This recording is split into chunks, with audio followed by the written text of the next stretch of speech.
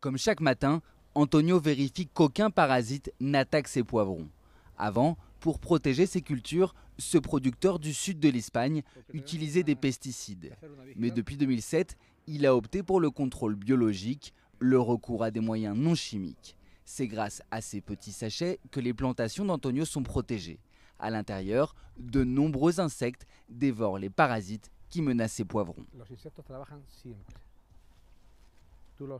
Les insectes travaillent en permanence. Vous les lâchez un jour et ils travaillent toute la journée, toute la semaine, tout le mois. Comment ça marche?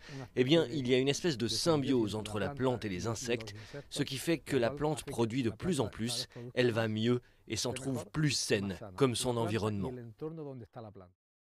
Les poivrons d'Antonio poussent pourtant en pleine mer de plastique. 30 000 hectares de culture sous serre bordant la Méditerranée. Le symbole d'une agriculture décriée. Ici, poussent toute l'année tomates, concombres, courgettes, poivrons ou aubergines. 2,5 millions de tonnes exportées, soit la moitié des exportations maraîchères espagnoles. Cependant, depuis 2007, la consommation d'insecticides a diminué de 40% dans la province d'Almería. Face à la résistance de certains parasites aux produits chimiques et à la pression du consommateur, les agriculteurs de la région optent de plus biologique.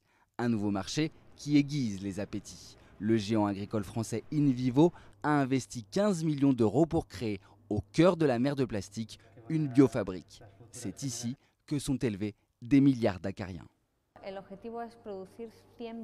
L'objectif est de produire 100 000 milliards d'insectes pour pouvoir fournir ces marchés et arriver à 10 millions d'euros.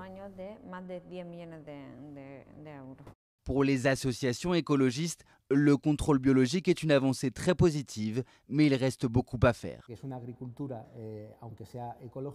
Même si elle est plus écologique, c'est une agriculture qui ne respecte pas les rythmes naturels de production, les rythmes naturels des champs, les rythmes naturels de l'agriculture. Elle ne respecte pas la biodiversité des sols et a toujours besoin d'une série de produits agrochimiques, pesticides et engrais autorisés.